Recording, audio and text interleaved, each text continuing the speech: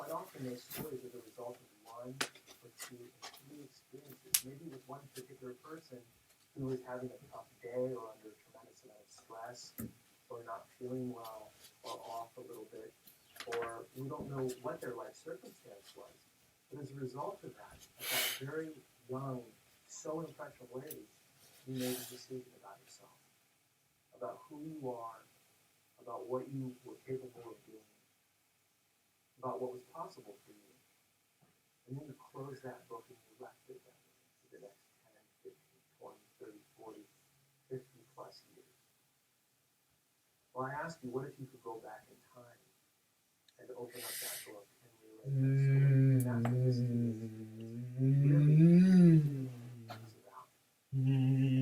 It's about identifying a painful goal for you, identifying the limiting belief that's preventing you from actually achieving it, and then changing it, actually changing it by the end of the second day.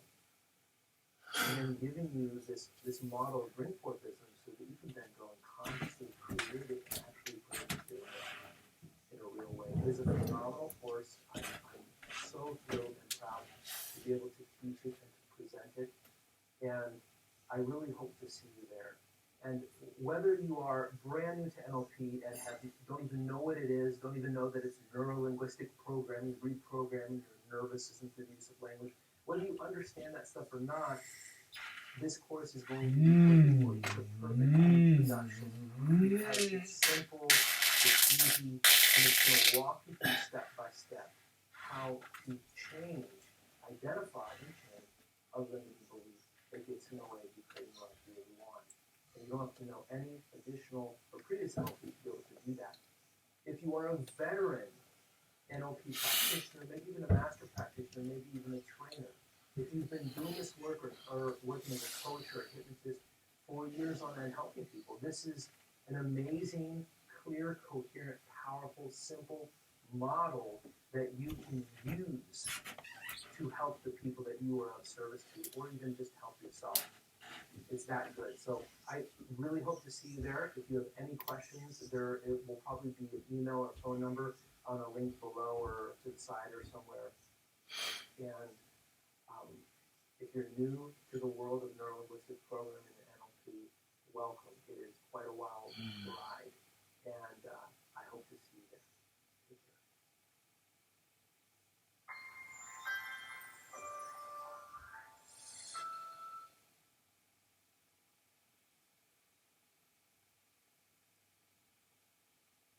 Hello and welcome. I'm excited that you're joining the NLP practitioner course, and we found over the years that many people have some basic questions about the course that we'll probably answer today. My name is Nick, of course, and I've been involved in the NLP since 1983, and I have had the good fortune to work with my colleague and friend Ken Paulson, who's here with me today. And why don't you tell them a little about yourself? And we got into NLP in different groups. Right, so this is like my whole thing, right? Yeah, if I acknowledge myself, like what else does that and I respect myself and all of that, what does that look like? Because it's related. There are things that are related to that. It's not just that. It's things that are related to that. So I think that's really what you want to do. Because this is what the fuck you're doing. Anyway.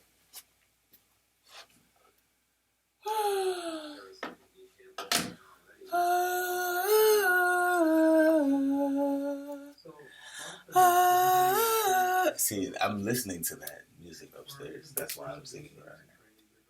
Yeah, but what if? And probably the most common one that people worry about is they'll say something like, well, what if I have to miss a session? Or have to miss a few sessions between now and the end of these live session offerings? And there are basically three ways that you can make them up. So it's okay to do that. One of the ways that you can make them up is all of these sessions are recorded. So you'll be able to review the recording afterwards. And it's always nice. In fact, that's something that people do even if they don't have sessions to read and watch the session because you can just learn that way anyway. Because on those sessions, you'll see some live demonstrations. You'll be able to see how we use our language, what we do to promote the work way you can make up for this session is with the resource team. Every year we have a resource person or more to assist you, get you caught up, fill in any gaps in your learning. Useful part of the training as well. The resource person's there for your development. People have questions, even they can use the resource person to help clarify. So that's a nice resource for you. And the third way that you can make up for it is to develop connections with people in the class whom you might call buddies or whom you might just connect with outside of the class time, and they can help fill you in on what they got out of the class. So with those three ways, we found that people who do, for whatever reason, have to miss a session or two have ways of making up the content and able to finish the class completely. As you probably realize, there are live sessions where the group will come together and there'll be sometimes one trainer and all three of us there. And we'll be doing some demonstrations and sharing information about a specific process or understanding in the field of NLP. And that'll be a live session. And then we'll have a This is a really important part of learning NLP we found over the years. And those people who practice what they've learned along the way really shine well beyond those who don't take the time to practice. So we encourage you to practice. And if you want to get certified, want to have a certificate as a NLP practitioner, you need to attend at least 8 of the practice sessions. But as Nick says, we certainly recommend you. We hope you get enthusiastic enough to attend as many as you possibly can. In fact, in past classes, it seems like most people either attend all or very close to all of the practice sessions because they are that useful to them. Now, the third kind of question that often comes up is some people are attending the practitioner training. Okay. They say, I'm going to be more effective as a human being. And I want to eliminate some of the barriers that are in my way to getting what I really want. And this program is really designed to do that. Other people will say, I'm here more for professional reasons. Okay. I'm a manager, I'm a leader, and sometimes people help me. The skills can be more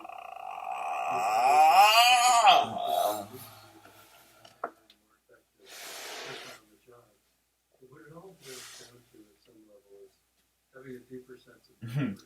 That's another story that I always want to tell, but I never tell. It's not that I always want to tell it, but that I could tell it. Anyway. Your presence, your skills, your talent, your abilities to the forefront in all situations of life not only will help you professionally, but will help you personally. And I think NLP is probably one of the most useful approaches to doing just that. One really cool thing about these trainings, I think that virtually everybody appreciates. As you go through the program, you're working with other people. You can watch a demonstration and you actually work with people in the class. And you develop really deep, meaningful relationships. And there's a kind of a sense of community that can grow from that. People that have a deeper understanding of how human beings work. And you can share things together that way. That's a really rewarding thing as well. So we're really excited that you're joining the class and hopefully has answered some of those basic questions that you might have. We look forward to seeing you in the upcoming class soon.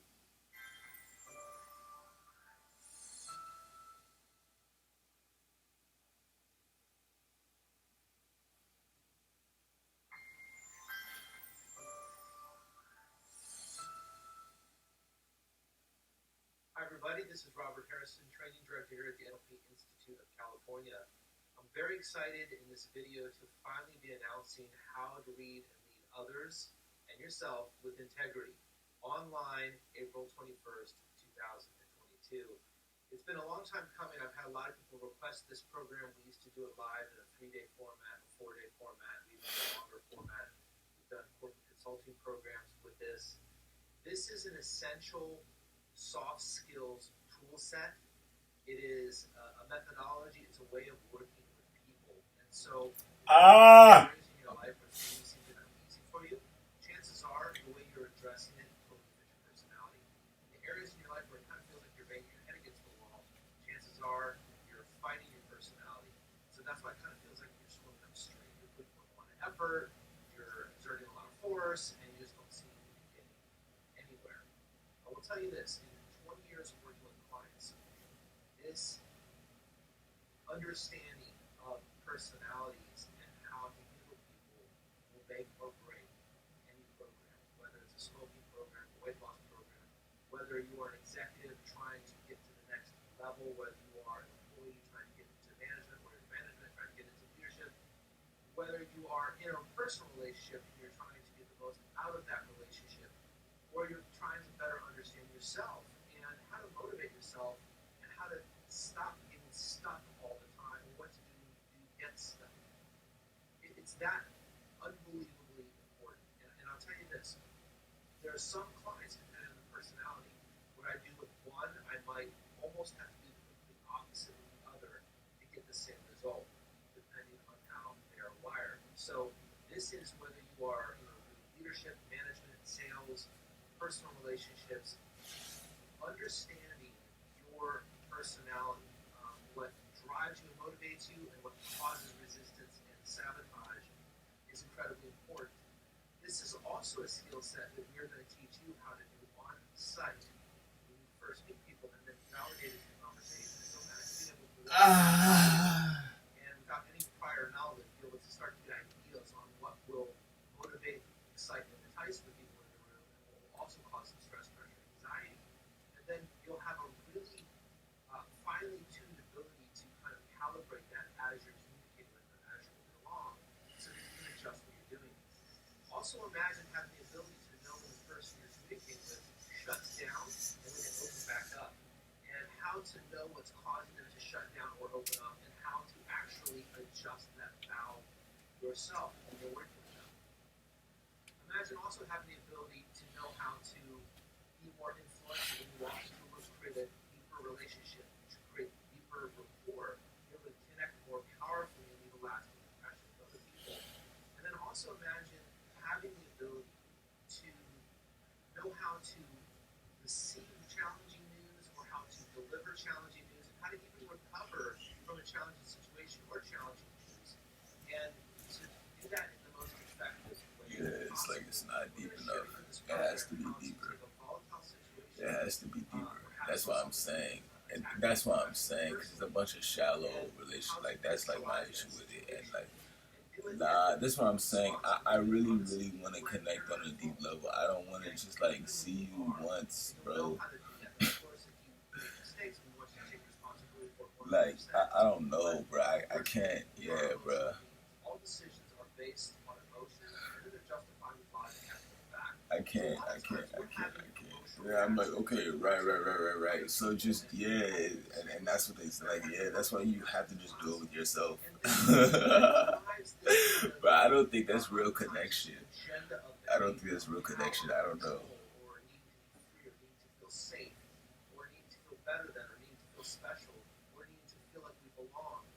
And because of these kind of unconscious emotional agendas, sometimes people do things that we just don't expect, and we're often left wondering why. So this program is designed to answer that question. And if you are a coach, a therapist, a leader, a manager, influence and your ability to help people make a positive decision and move in a positive direction is important to you, which if you're in the consulting field or coaching field, I'm assuming would be incredibly important to you. If you're a therapist, it would be incredibly important to you. If you're a leader or a manager, if you're doing sales, it's incredibly important to you. This skill set will not only make you significantly more powerful in your ability to do that, but it's going to dramatically reduce your workload. Because what it's going to do is it's going to economize your efforts. Because when you walk in, you're not going to be thinking of all the possible things you can do to try and connect with the person or help them see the benefits of what you suggest. You'll know these 4 things. And these 4 things will likely create the most intense desire inside of them. And you'll also know the 4 things that will likely cause stress, pressure, and anxiety. And oftentimes, when you are working with another person or a group or organization, and something goes south, you're left scratching your head wondering why and what happened, where did it go wrong. This technology will give you case studies, individual case studies, group case studies, company case studies where I've worked with companies and gotten consistent 300% increase in sales. So we've got 3 case studies on this website that talk about that anytime. I encourage you to read up on them. But it's really that powerful, and it will make or break a personal development program. Your goals that you set for yourself, this understanding can make or break that as well. And not knowing it can cost you a lot because you will waste time, you will waste energy, and you will waste money trying to get somewhere or get something done that may not ultimately be fulfilling, or the way you're going about it is totally counterproductive, like swimming upstream. And in those cases, when we can reverse the direction and get things working easily and naturally for you or for the people that we're working with, then we get a lot better results, and that's what we're going to do. So I encourage you to check out the page. There's another video talking about some of the topics we'll discuss in the programs and the things you can expect, and I look forward to seeing you.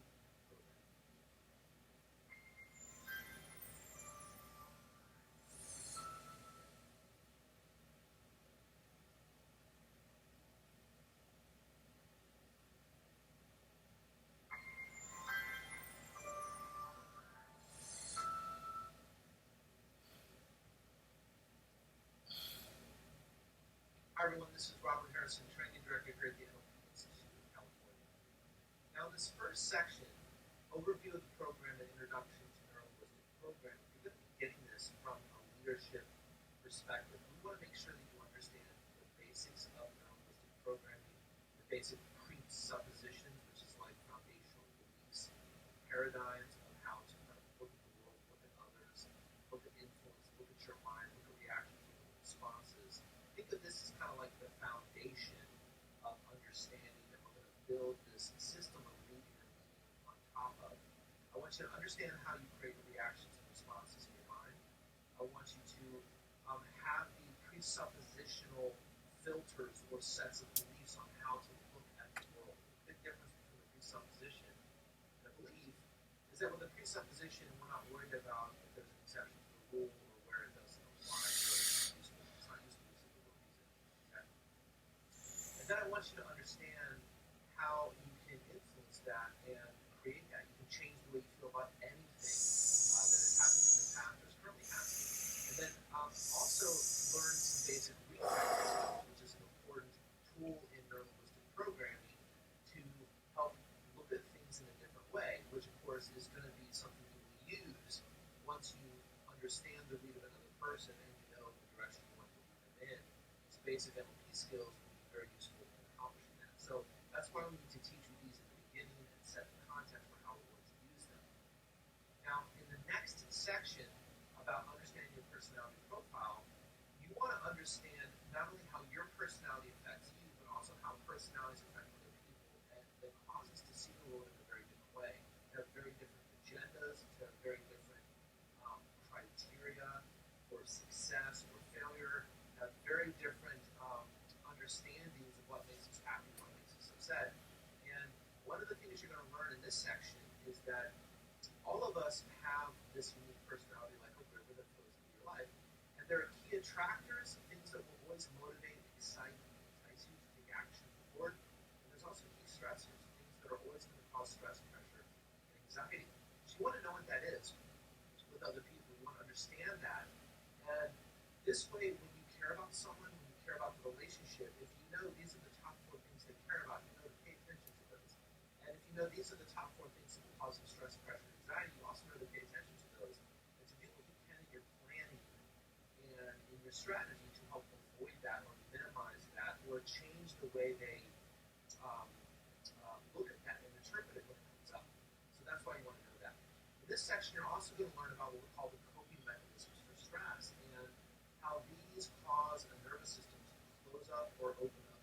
So when you're communicating with another person, whether you're just trying to connect, whether you're trying to have some sort of negotiation, whether you're trying to mediate two other parties, you can watch the nervous system close up or open up as you begin to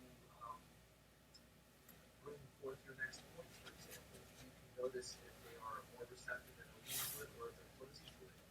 And so the minute someone goes into what we call one of these coping stances, all logic and reason shuts down, cognitive ability shuts down, their ability to their mind shuts down. So you want to know the minute it slows up, so you stop trying to get agenda across and you switch gears and do what you need to get back out of it. And so in the second section, you're really going to learn how that works and how to detect that and what to do to get the person to open back up for yourself and for other people. And then in the third section, we're really going to be working on the skill set of how to do a read on site with other people, how to quickly assess them, how to work with them if they get stressed, how to bring them out of it, and how to don't they get what they want, and they're so happy about it. They want business, or they want interactions with you. Whether it's a business scenario where you want them to do more business with you, or whether it's a personal scenario where you want them to feel connected, feel happy, joyous with you. So they want more of that. This is going to show you how to do that. And then we're going to do some case studies and do some drills and make sure you really have this stuff in your bones. By the time we're done with this, you'll be able to meet a new person, begin to read them on site, know what they care about, know what will stress them out, and know how to work with them in a way that's really beneficial. And then at the very end, we're also going to talk about how to do this with more than one person at a time, or groups at a time. If you're in a boardroom and you're trying to win the entire room over to a new idea, a new paradigm, a new way of thinking, which people do you call on first, second, third? Why do you do that? And how to get that room to move with you in thought. That's real leadership. So these are the things we're going to be covering throughout the program. I will tell you about over 20 years of coaching. It's one of the most essential pieces to real behavioral change. You know, I've spent 20 years helping people with the toughest habits, weight loss, smoking, stress, addictions, overcoming PTSD, overcoming stress, overcoming anxiety, working with all kinds of seemingly very challenging or even somewhat impossible for some people challenges to overcome. Some ways of being that maybe people have been living with 10, 20, 30 years. And these are deep ingrained habits. So the ability to go in and permanently influence the nervous system, make a permanent change in a direction, that takes a lot of skill and it takes a lot of acuity. And I couldn't imagine trying to help people for 20 years without knowing this layer. It really legitimately will completely alter how I handle a client. What I do with one person, I might have to do the opposite with somebody else. So by the end of this program, you're going to know how to work with other people. You're going to know how their nervous system flows, how their personality flows. And you'll know what will always likely work incredibly well with them and what will always likely cause stress, pressure, and anxiety with them. So that if you're coaching them, leading them, working with them, or just trying to connect with them, you're going to get far better results. On top of that, you're going to feel way more powerful when you walk into the room. You're going to know how to go into that room and turn on influence, be able to create a powerful, real, genuine connection with people. And you're going to know how to handle challenging situations. There's a whole section in this program called the Art of Decontamination, which is about the art of giving and receiving challenging news and recovering from a difficult situation when something like that has happened. Or let's say you have a challenging interaction with another person or with a loved one. How do you take the learning from that without taking the ick factor as well? And then how do you turn it around really quickly? So these are some of the things you're going to learn throughout the program, and I look forward to seeing you there.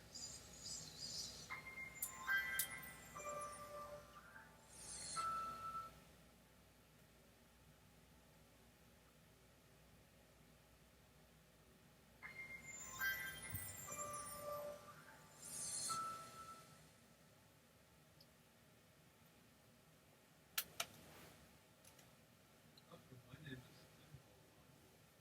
Tim Baldwin. We'd like to give you two good reasons why you should join the NLP coaching program. And the first reason is that by attending the program, you become a much better listener. You're able to listen from the head and the heart, and it really helps you get to know people in a much better way. Often I think we think we're good listeners, but virtually everybody that comes to the program is good. Everyone will listen a whole lot better having gone through the coaching program. One of the reasons why you become a better listener, a good listener, is because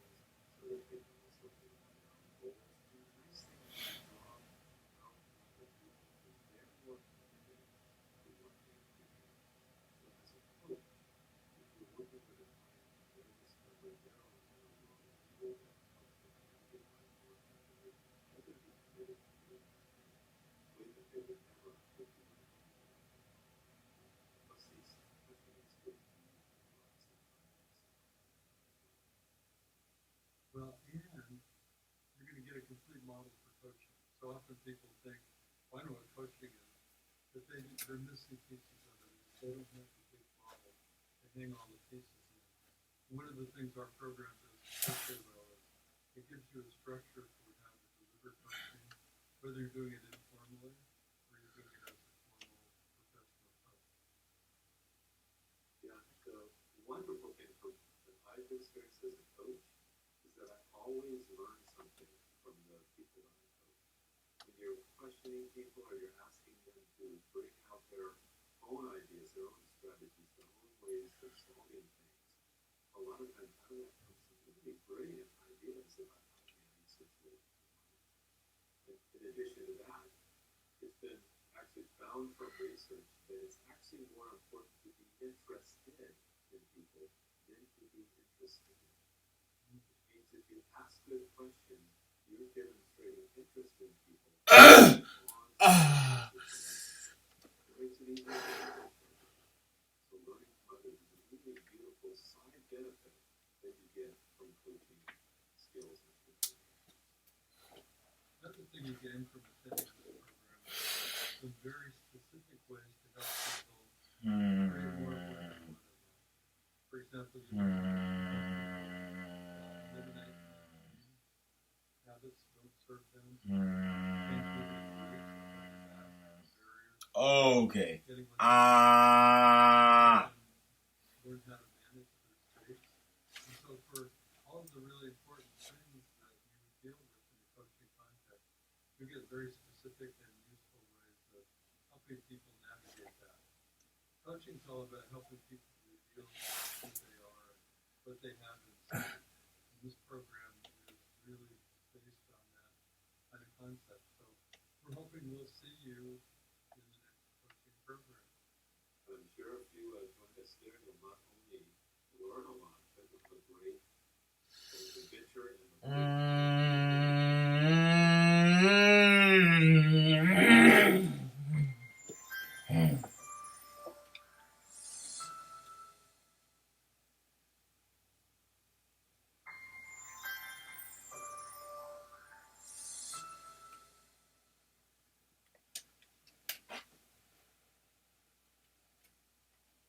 Hello, I'm Tim Hallbaum, I'm Nick LaPierce. and we're inviting you to attend the NLP coaching program through the NLP Institute of California. And we wanted to give you some personal and professional reasons why we think this will be valuable. First of all, personally, when you attend the coach program, you learn to connect a whole lot better with virtually everybody. First, you do with clients if you're a professional coach. If you're a leader, you can do it with subordinates, people you collaborate with. As a parent, you become a better parent. Coaching your kids is always better than telling them what to do. And you become a better spouse or partner. So, at a personal level, you can really learn to connect with people in a deeper, richer kind of way. The nice thing about that connection that you're making with people is that coaching actually is a process of consciously crafting the relationship you have with a client.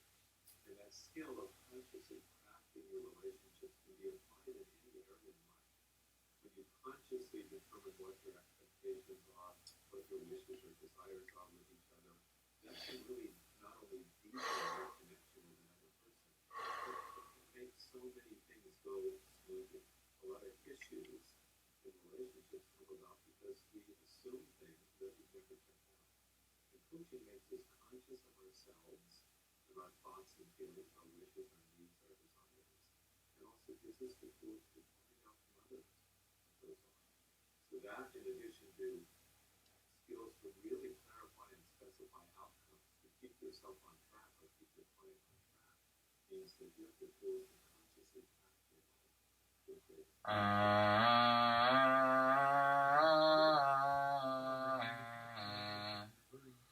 Coaching skills at the level you go. You coach yourself. And so as you coach yourself, as Nick said, relationship, to live more, more of who you want to be in life. Navigate difficult challenges, to recover when things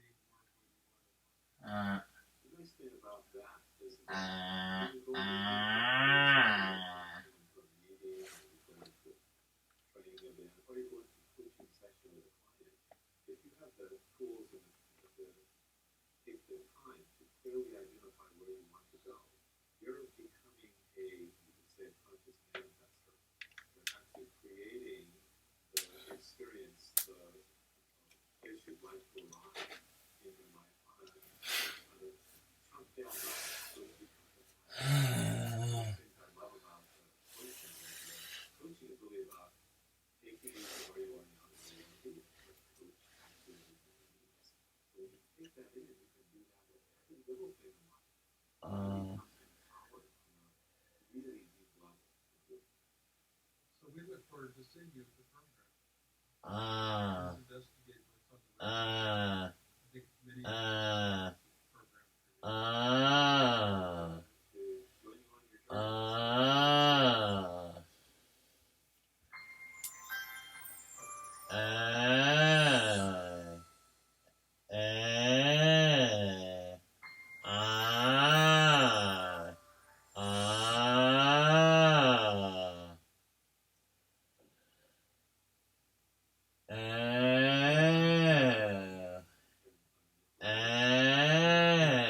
invite you to investigate the NLP. Sometimes people say, why not?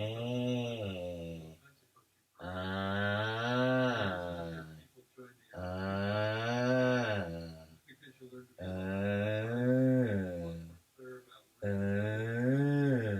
And you have specific illuminating areas where you want to go.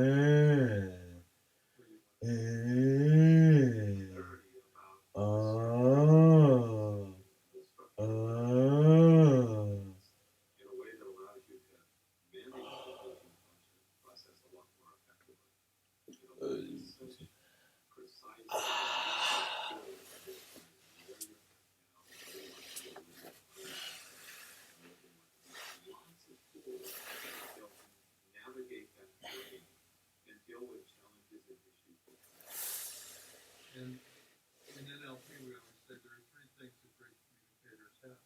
First is they get really clear on knowing where they're headed, what the goal is, what the destination is. Not only that, what kind of experience they want to have as they approach that destination. The second skill is they've developed the ability to see and hear and observe things that most people don't ever do in communication. So it deepens your ability to help somebody else navigate that as well. And finally, with NLP, you can become a much more flexible human being. And of course, the more flexible you are, the more choices you have about achieving what it is you want to achieve. So the nice thing about bringing the NLP tools into a coaching is that it not only helps you to have a bigger picture and a greater understanding of coaching as a tool to help you navigate and help others navigate their world, it also gives you the tools to, with precision, guide people through challenges and difficulties, with precision, guide them on each step of the way. So we look forward to having you join us in this class where you can learn these tools for yourself and bring them to the world. Yeah, we've had, I think Nick alluded to it, but we've had so many people come to this program in the past who've learned coaching somewhere else, but they want to get the really specific tools and skills that will help their clients achieve what it is they really want. So check it out. I think you'll find that this may be the program for you. Thank you. We look forward to seeing you soon.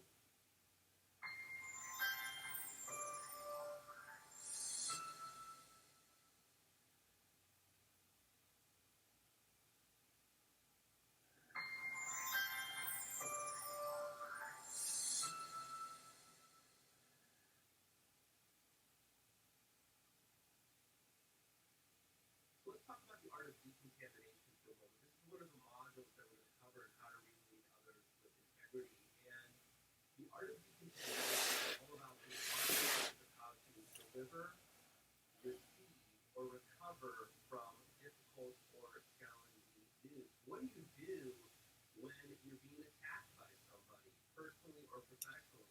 When they're coming at you, they're emotional, they're angry, they're upset about something. Whether it actually happen or not. You know, a lot of times these are debatable things, or sometimes we get attacked for something that we did or we made a mistake, but, you know, the approach of the other person is completely harsh, and how do we handle that? Or what about the time someone, you know, accused us of doing something we didn't do, but they're still emotional, they're still upset. How do we handle that? How do we neutralize the situation? How do we regain rapport with that person, or turn it around, or redirectionalize it into a more useful outcome? How do we do that? How do we handle that? In this I love you, Lord, where you have and I lift my voice. building up that negative or unwanted, what we call anchor or association with the other person. This often creates an NLP, what we call a calibrated loop, where you have one kind of somewhat challenging interaction with another person, maybe there's a little bit of friction, and then the next time you end up interacting with them, you begin to wonder, because it stood out before, oh my God, am I going to have that kind of situation with them again? And then it seems to happen again and again and again, and builds and spirals out of control. And in a professional setting, this can be catastrophic. This can cause you to want to leave a job, or switch careers, or get fired if that is calibrated between you and a manager, or you know, an executive that you're working with. It can cause team problems. It can cause, you know, if you're the executive working with, you know, individual contributor, or one of your managers, or one of the people that you are in charge of, it can cause sabotage within your team. How do you handle that? How do you neutralize that? And how do you prevent it from happening in the first place? So artist contamination is going to cover that. And we're going to give you bullet point by bullet point exactly what to do. When you need to deliver challenging news, how do you do it in a way where the other person not only doesn't feel put down by you, or doesn't feel put in a corner, or doesn't feel attacked, but in a way that actually feels like you're on their side, you're working with them, and really lead them to, you know, lead that interaction with the necessary feedback to improve their behavior, but also while maintaining rapport and that really good cohesive relationship with you that you've built up with them over time. Also, how to take that challenging feedback from someone else and quickly neutralize it, and then turn it around. And again, you know, you make them your buddy. Keep them in good standing with you, and you in good standing with them. There's an art and science to doing this. So we're going to show you bullet point by bullet point exactly how to deliver the challenging news, how to recover from receiving the challenging news, what to do if you've already put your foot in your mouth, so to speak, and also, if you have a difficult interaction, how to process that in a way where you can walk back into the situation with that same person again, but be totally clean, energetically and emotionally, so that when you go back in to speak with them again, it's like it never happened. Amnesia for that kind of friction point before.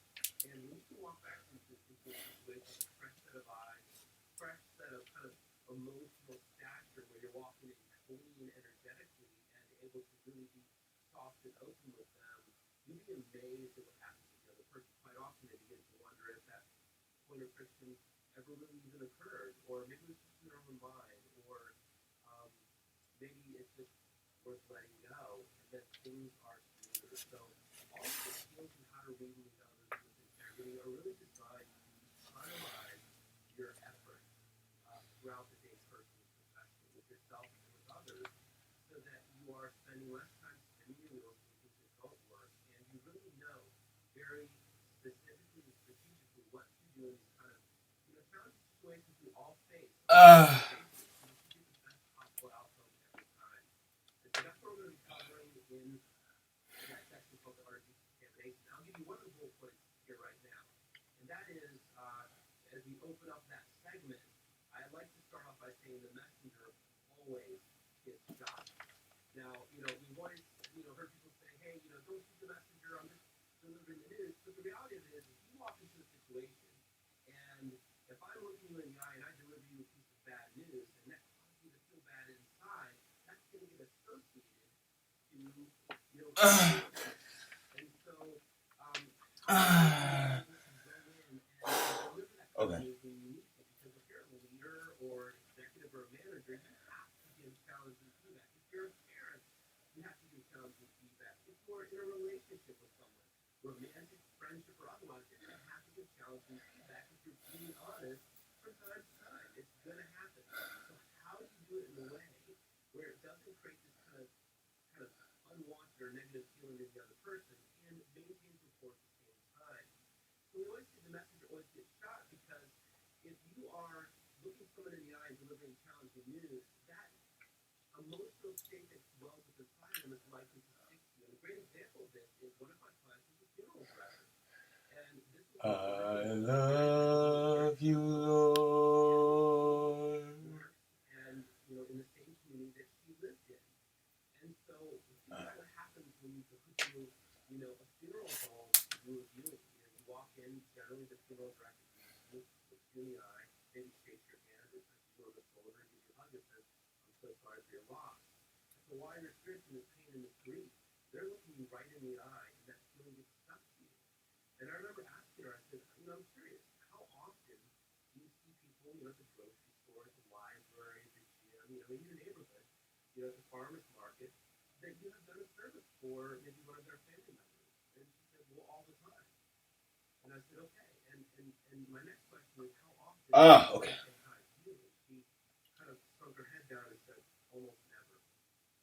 And that's why. Now, of course, all of these people, if you would ask them individually, what do you think of the film director, they would say, oh, she's a wonderful lady, she's a wonderful person, or what have you, but they were still avoiding her because of course, all of these people, if you would ask them individually, what do you think?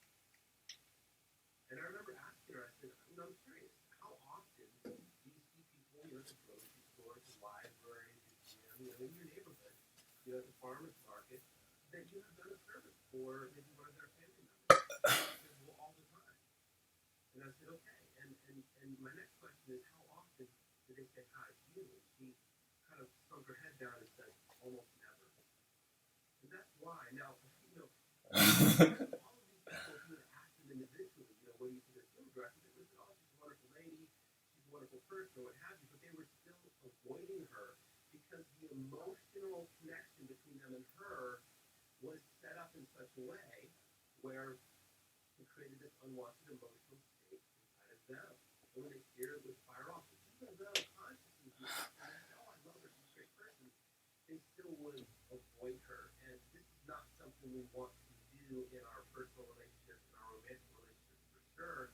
We definitely don't want to do it professionally, but we need to that behavior. And so this whole section of our decontamination is so critically important. One of the things we will cover, how do we use others? How do we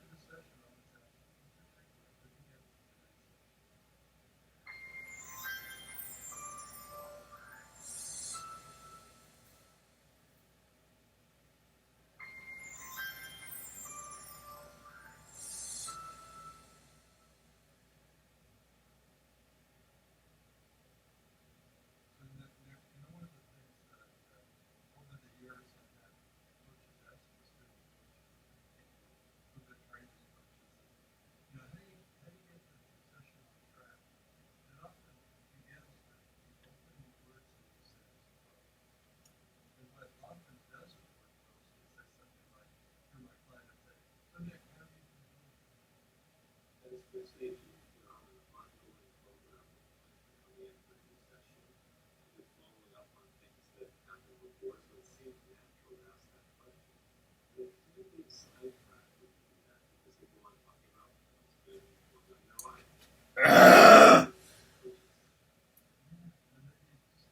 It's such a vague question, it doesn't grasp that. As a coach, we don't have right content, what they're going to say, or what they're going to bring in.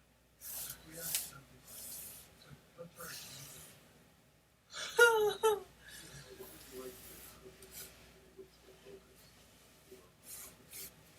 then that narrows Ah!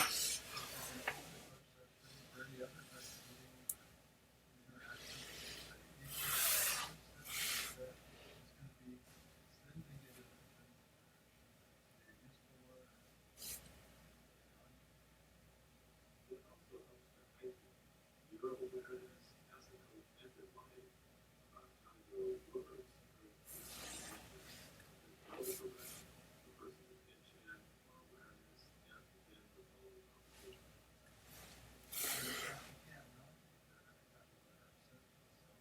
if you're very clear about what's your goal, you're helping the person direct their and you're also applying.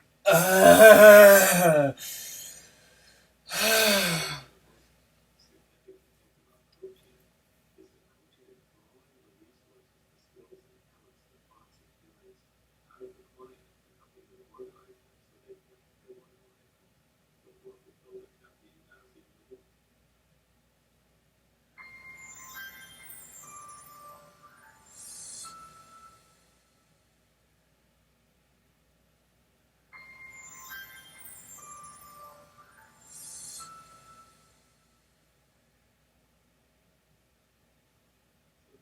One of the things that coaching can really highlight for a person is for them to take into account the kind of concerns or challenges or issues that might be under the surface that could interfere with their success in life.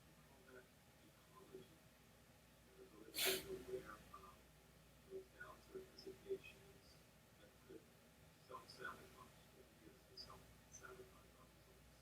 And I think the word ecology, oh my God, NLP and coaching as related to the word consequences. So if you make this decision or take this action, what are the consequences both for you internally and with the bigger system you're a part of?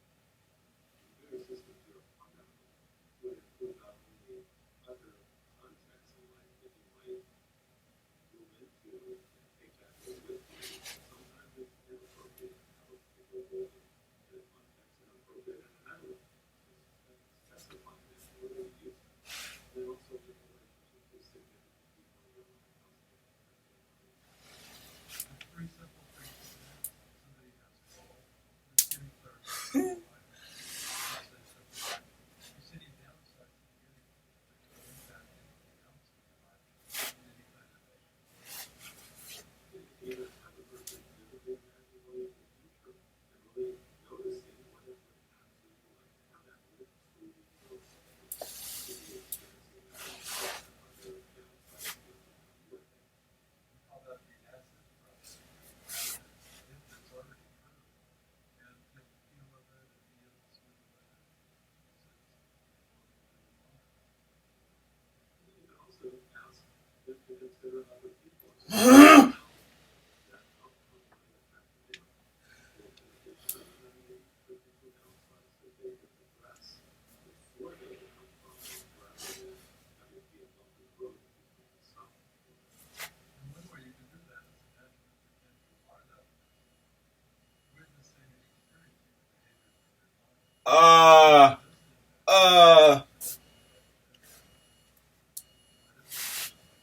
Taking that different perception to that mind give you really possibility that how it's going to impact that. This is what I really confident about bringing NLP skills into the coaching.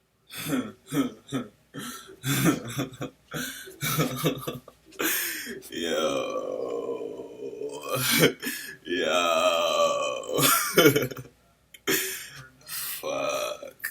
Yeah, I told you. Alright.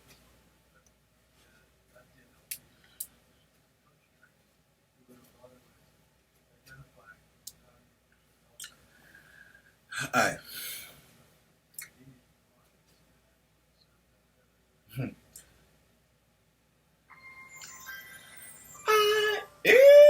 Okay.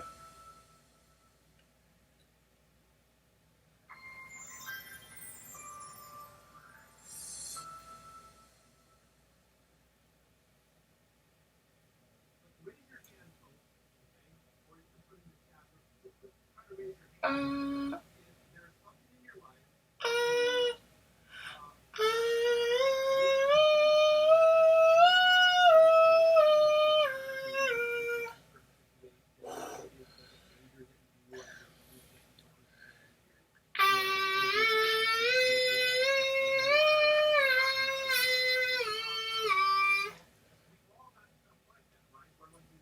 Okay.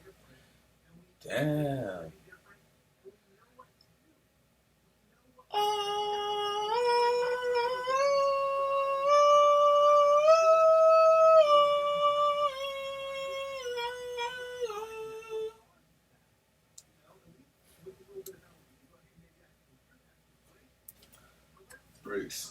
Bricks. Okay? And that is the number one biological goal of our nervous system. Homeostasis. Okay? Now this explains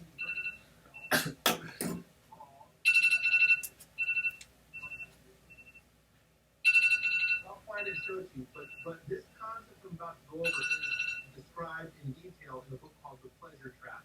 Oh, By Dr. Alan Goldhamer. dopamine. Okay? And Doug Weil. And it's a wonderful book. And it's called The Pleasure Trap. And according to them, the number one biological goal of our nervous system is simple, folks. It's survival. Oh, The number one survival. social instincts have been with us about 70,000 years. Okay? But your animal instincts have been with you since the dawn of time. And they override and they win out over social instincts every single day, all day long. They rule out over everything. Okay? They rule out over everything. Our number one biological goal is, and if any animal is to survive long enough to create and keep life going. That is our number one biological drive, our number one biological goal. To stay alive long enough to reproduce and keep life going. And because that is our number one goal of our nervous system, whether we like it or not. Okay?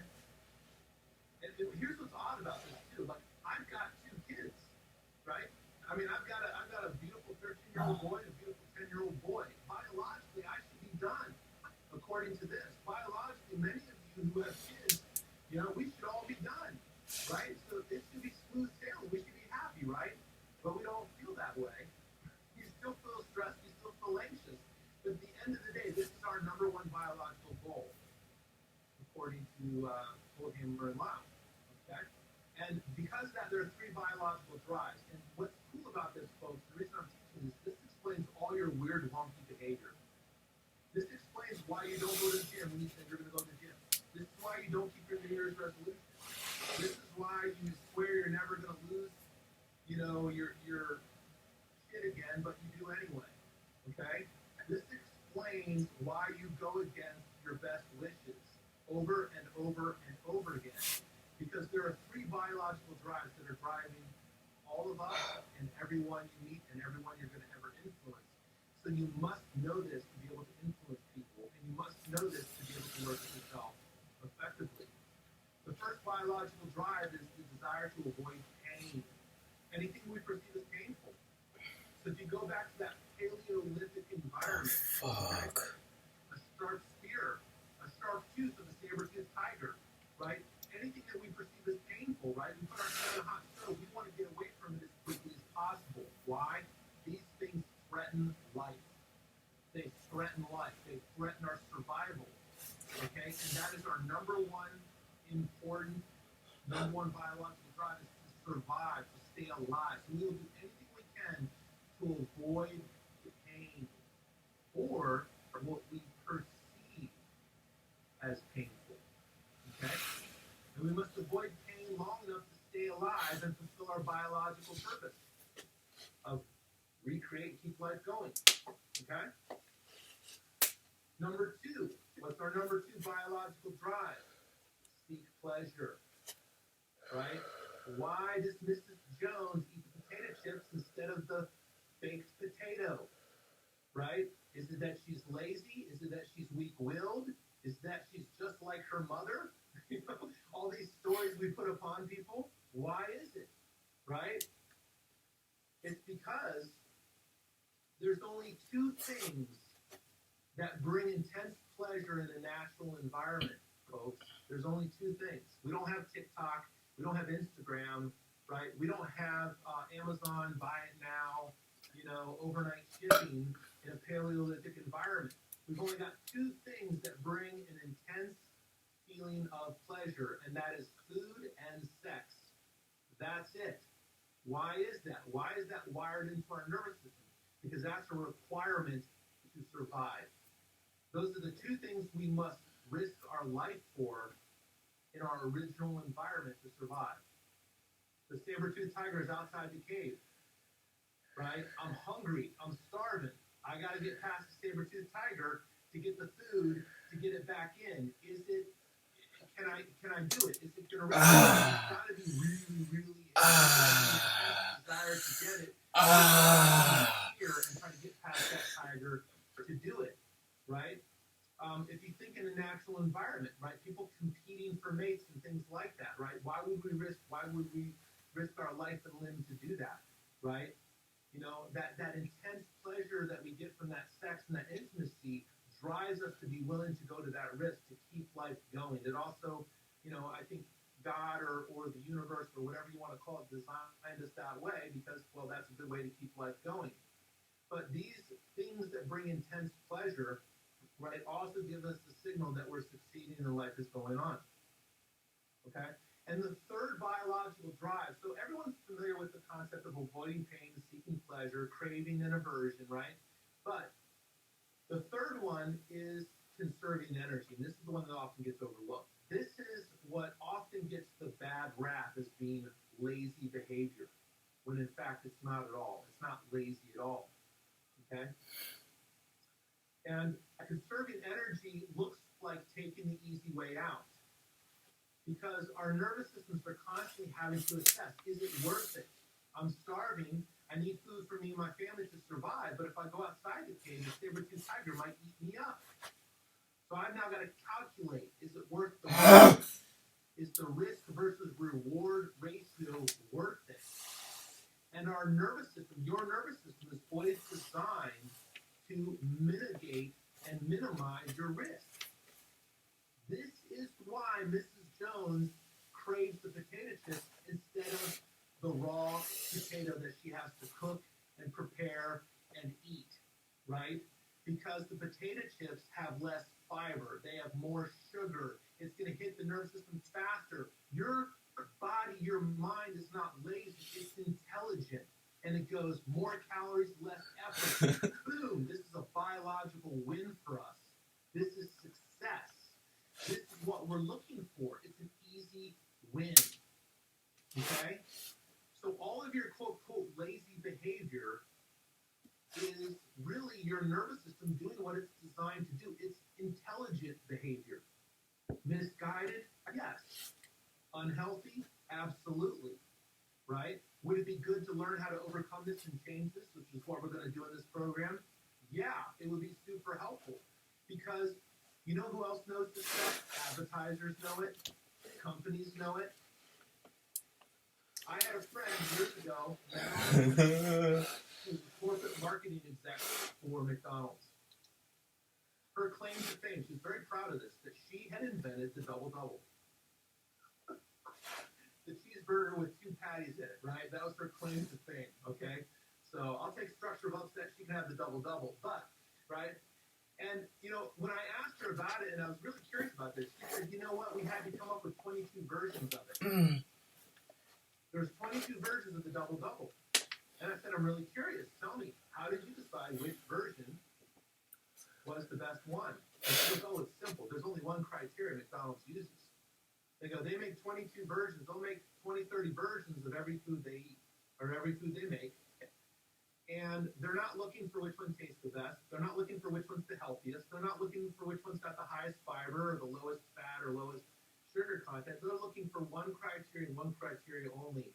Which one will people eat the most of? That's it. And there are companies that are working tirelessly day and night to manipulate your senses, to confuse you, to mislead you, right? To get you to overconsume. You know, one of the most truthful statements in advertising I've ever heard was by Lay's Potato Chip Company. When they said, I bet you can't eat just one. And it's true. And if you study the science of weight loss, one of the things I cover in a weight loss program is I say, be careful of deadly combination foods. A deadly combo food is a food that's high in fat and high in carbohydrate together. Because if you think about all the foods that you know make you fat, that you know will make you overweight. Cookies, ice cream, pizzas, cakes, right? French fries. And people, they call them bad carbs. They're not. If you look at the calorie-nutrient ratio of these foods, they're 50% fat and they're 50% carbohydrate. These foods jack your blood sugar. It's a predictable biological response. They jack your blood sugar, which sends a signal to your brain, eat more. Because in the natural environment, when the animal's blood sugar gets out of whack, its only natural solution is food. That's a sign they need to eat. And so companies know this. And so that's why they sell you foods that are 50% fat, 50% carbohydrate, because that gets you to eat the most. When we put together our weight loss program, we studied experts in gaining fat, sumo wrestlers, right? If you want to learn how to lose weight, study sumo wrestlers. These are people that are experts in gaining fat. They're experts at putting fat on their body. Guess what sumo wrestlers eat? Their traditional sumo wrestler meal is white rice with a lot of sugar in it and the fattiest meat they can find, extra oily. And the meal, if you look at the calorie-nutrient ratio of the sumo wrestler traditional meal, is 50% fat, 50% carbohydrate, which is designed to trigger your nervous system to overconsume as much as possible. Okay? So these three biological drives are everywhere, and this is what leads us off the path of what we decided we were going to do. We're always trying to avoid pain. We're always trying to seek pleasure. We're always trying to take the easy way out. Okay, but don't ever call yourself lazy again. Call yourself intelligent. Albeit maybe slightly misled by the advertiser, but that's really what's driving us. Okay, any questions about this? This is really, really important. Okay? Now here's where NLP can save the day. Okay? You can't get away from these biological drives, folks. It's not going to happen. Can you see now, understanding biological drives, why your brain goes, I'm not going to go to the gym today? What's the point? What difference is it really going to make? You know, I'm 30 pounds overweight. If I go to the gym, I'm not going to really see any difference. I'm not going to really, you know, feel any different. It's going to be really tiring. It's going to be exhausting. I've already had a long day. I really just want to relax and sit on the couch, right? Because your nervous system, right, doesn't want to make. Okay? This will explain why you do impulsive shopping, why people make impulse purchases, right? Why people overreact, right? Because they're seeking pleasure. Okay? Now, next thing here is there's 4 chemicals that rule us, and this might be where we need to kind of end today. But 4 chemicals that rule us. I'm not going to go deep into this, but I'm going to show you the one that we're going to be focusing on during this program. Okay? There's endorphins. Okay? Endorphins help us ignore pain and keep on pushing, right? For those of you ladies who have been pregnant before, you know, you turn into Superwoman right around labor because you got lots of endorphins cranking through, right? The second chemical that rules us is dopamine, and this is the one we're going to be focused on. Dopamine is our center for intense pleasure. And we're designed naturally to get a dopamine hit every time we do something that we believe is moving us forward in life. Whether our nervous system believes it or whether we consciously believe it, when we do things like, oh, I finished my college education, oh, I graduated from this program, or I was able to complete this project, we tend to get this dopamine hit that feels kind of good, right? You know, I finished a race. You know, I complete a workout, right? Many of us hate the idea of going to work out, but we love the idea of leaving the gym having worked out, right? Isn't that a great feeling, right? Because we get a dopamine hit because our bodies are signaling to us through chemicals, you're doing it, you're succeeding, you're surviving, life is working, keep going, okay?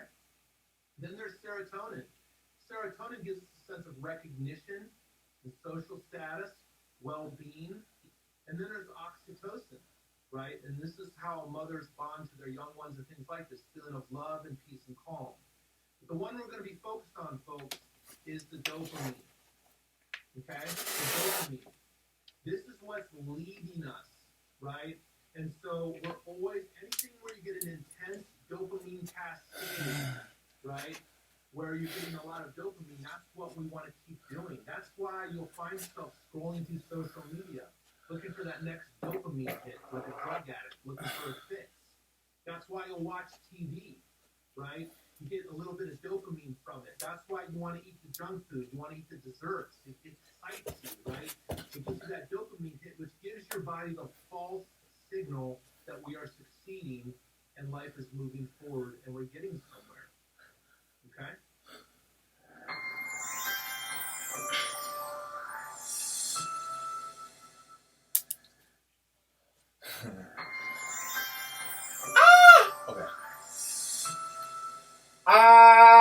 Okay.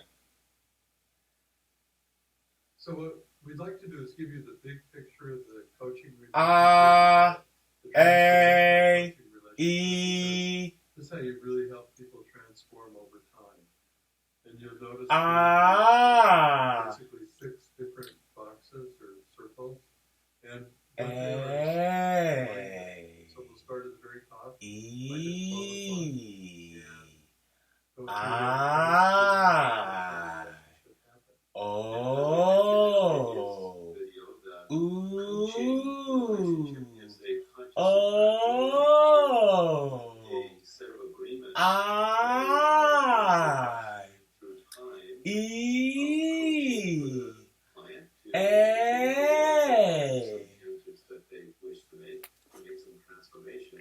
This is a big overview of the big picture of the coaching process. So if you look at the top, you'll see on the green box, attracting and choosing a client. You know, obviously, if you don't attract a client, you won't have much of a coaching practice. But first is, what kind of marketing are you going to do? And what's your audience and what's the environment that you're in? So marketing, if you're coaching within an organization, might be very different than if you're opening a private practice. Sometimes as manager or leader, you might also be coaching. And what you want to do is you want to then move into it in a subtler way. But let people know that you're helping them by coaching them and not just telling them as a manager what to be doing. And as you look at this green box, you see sample sessions. One of the ways that coaches often attract new clients is to do a sample session that is free of charge or some minimal charge, so that people can get a taste of it. If you do a really good job, a lot of people will want to sign up. You get people to the point where they're open to a sample session. They're usually really primed to do coaching. They just want to get to know you. Because what you're really doing as a coach is sort of selling yourself. As part of the attracting and choosing a client, before you actually start your coaching, you want to talk about kind of what are the rules of coaching. In other words, it's a formal relationship, like Nick said. One that goes over time. There's certain benefits to it. You help somebody evolve and grow and live more consciously and be more effective. This last thing on here is you want to figure out what can you do to get referrals. The most successful coaches have some kind of referral program going where they'll contacts from other sources like doctors or attorneys or business people they may work with. And so, first thing is, obviously you need to attract